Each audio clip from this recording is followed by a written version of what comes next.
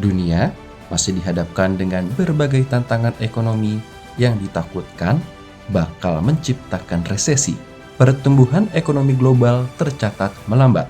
Pertumbuhan ekonomi global pada 2023 diperkirakan akan menurun dari 2022 dengan risiko koreksi yang dapat lebih rendah dan resesi yang tinggi di beberapa negara termasuk Amerika Serikat dan Eropa. Perlambatan ekonomi global dipengaruhi oleh berlanjutnya ketegangan geopolitik yang memicu fragmentasi ekonomi, perdagangan dan investasi, serta dampak pengetatan kebijakan moneter yang agresif. Untuk mengulas informasi ini, kami sajikan Bitalk.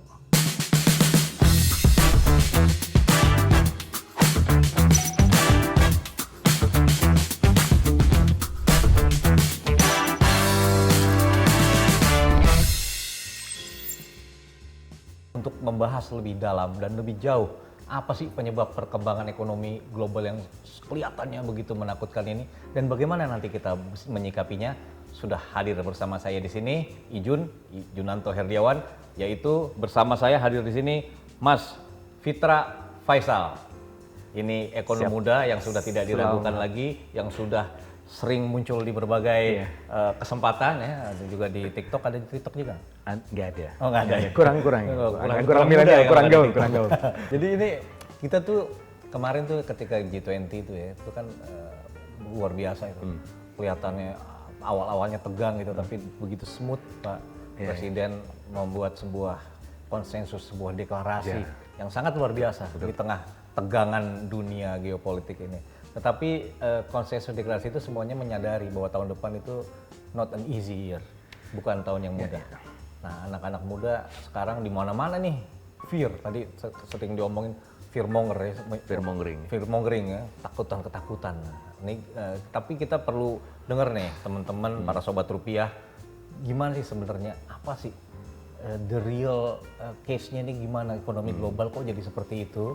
Terus nanti bagaimana dia bisa menciptakan ketakutan seperti itu. Tapi mungkin penyebabnya, hakikat asbabun nuzul atau apa tuh masalahnya ekonomi global seperti saat ini. Silakan Mas Vita.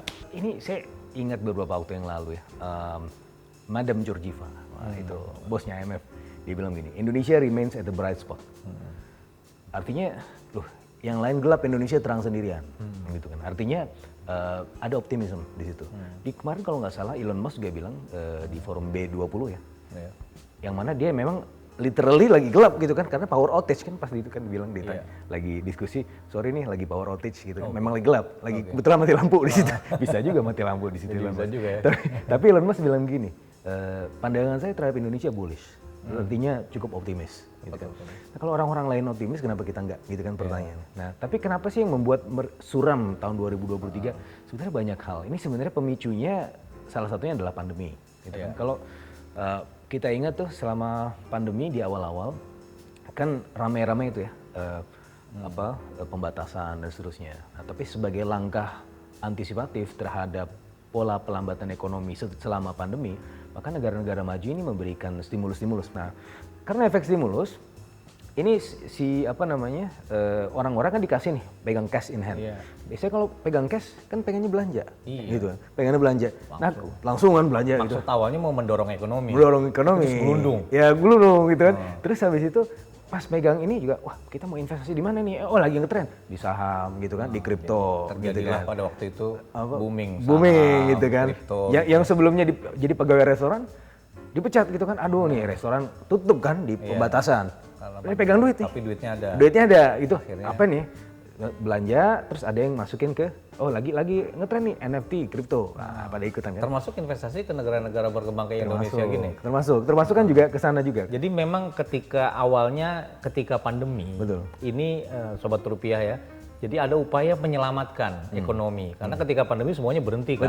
Jadi harus distimulir ekonomi itu, menurut teori begitu. Distimulir dengan tadi, menambah uang, stimulus. Nah dengan itu tentunya ada tekanan inflasi. Dan nanti inflasi pada saatnya akan naik dan akan dikendalikan. Tetapi ternyata ada krisis geopolitik. Krisis geopolitik, nggak diperhitungkan sebelumnya. Nggak diperhitungkan. Waduh, tiba-tiba terjadi perang ya, atau di Rusia dan Ukraina. Nah ini dampaknya gimana kemudian? Meskipun kemarin hasil komunike ini sebenarnya sudah kan ada sekitar 1186 halaman ya. Nah itu kan ada acknowledgement, terus ada kemudian kesepakatan-kesepakatan. Nah, salah satu yang kemudian menjadi fokus perhatian serius adalah bagaimana mengurangi tensi geopolitik. Karena itu akarnya semua. Iya, betul. Kalau misalnya ini selesai juga semua. Tensi Tensi geopolitik ini, kan. benar-benar. Karena ketika ada tensi geopolitik, maka akan ada gangguan pada jaringan rantai produksi global. Ini kita ini, kalau katanya Yuval Harari, negara-negara ini sudah hidup sebagaimana layaknya organisme. Nah, iya betul. Iya kan? Jadi saling terhubung. Ada kalau itu dulu ada filmnya juga Butterfly Effect, ya kan? Chaos teori itu. Chaos Theory. Ada satu percikan aja sedikit, kayak kibasan apa namanya Kibasan kupu-kupu. kupu-kupu itu di selatan dunia itu akan menyebabkan angin topan. angin topan di tempat lain. Meskipun itu baru sebatas hypothetical, tapi kita yang merasakan itu ya, saat memang saling terhubung gitu. Nah, akhirnya ya udah, ini memang harus kemudian kita kurangi tensi politiknya. Kalau misalnya memang mau mengurangi efek ekonomi tahun 2023. Tadi kita sudah lihat bagaimana kondisi globalnya. Jadi beberapa negara sudah masuk ke krisis, beberapa negara sudah kondisinya juga dalam tekanan ya. Kita lihat tadi kan karena dampak geopolitik juga. Kemudian ini satu lagi masalah yang tadi belum dibahas, masalah energi. Ini kan salah satu program energi dan pangan. Ada masalah food insecurity ya. Kalau anak Jaksel kan insecure dari dirinya, rasanya insecure terus mental health. Tetapi sebenarnya yang terjadi di dunia ini food insecurity itu yang lebih secara global kan. Nah, jadi jangan terlalu overthinking kalau hanya masalah insecure ditinggal pacarnya, tapi ketika food insecurity global ini gimana tadi dampak energi food insecurity juga kepada pertumbuhan globalnya. Ini sebelum kita masuk ke Indonesia ini. Betul. Itu terjadi karena ketika itu menjadi perhatian khusus di forum G20, maka itu memang betul-betul kejadian. Memang terjadi. Memang betul kejadian yang tadi saya bilangin, Pak Ijun. Di mana di Inggris itu kan angka inflasi tinggi sekali, kan saya review LPDP ya. Itu saya dapat terima informasi bahwa mahasiswa kita yang di sana lagi belajar itu minta tambahan beasiswa karena inflasi naik gitu kan. Nah, ini juga salah satu yang datang dari inflasi komoditas pangan. Inggris kekurangan, ya, dan beberapa negara juga di Eropa juga mengalami kekurangan itu. Nah, ini yang sebenarnya khawatir. Nah, yang juga kalau di Asia siapa nih yang sudah terkena dampaknya? Sri Lanka. Sri Lanka ini kan impor pupuk dari Rusia, kan ditutup tuh. Impornya kan, jadi nggak bisa impor lagi. Terasa sekali loh. Terasa sekali. Presidennya lari itu kan. Akibatnya mereka langka pangan. Nah, kalau misalnya udah langka pangan, itu udah sampai perut. Bahaya. Demonstrasi akhirnya di Sri Lanka. Akibatnya tuh satu kan pemerintah Sri Lanka isinya keluarga semua tuh.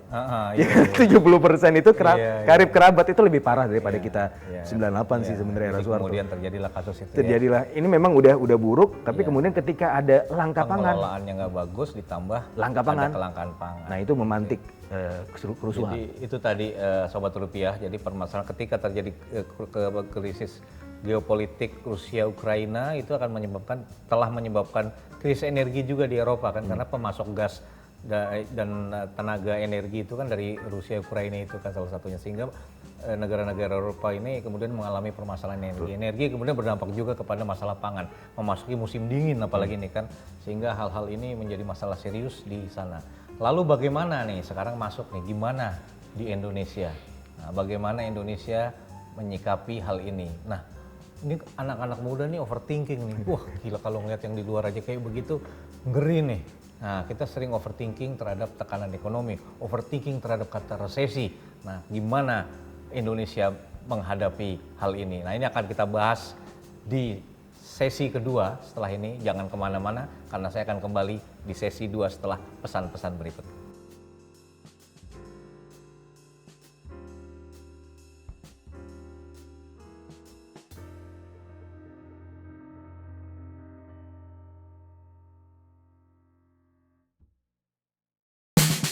Banyak yang salah kaprah dan terlalu salah paham terkait dengan resesi. Tahun depan resesi. Sebenarnya kita tahu dulu resesi itu apa sih? Resesi itu kalau misalnya pertumbuhan ekonomi negatif 2 kuartal berturut-turut. Artinya kalaupun tahun depan terjadi sesuatu, itu mungkin hanya pelambatan ekonomi di Indonesia ya. Karena kemungkinan besar kita masih tumbuh positif.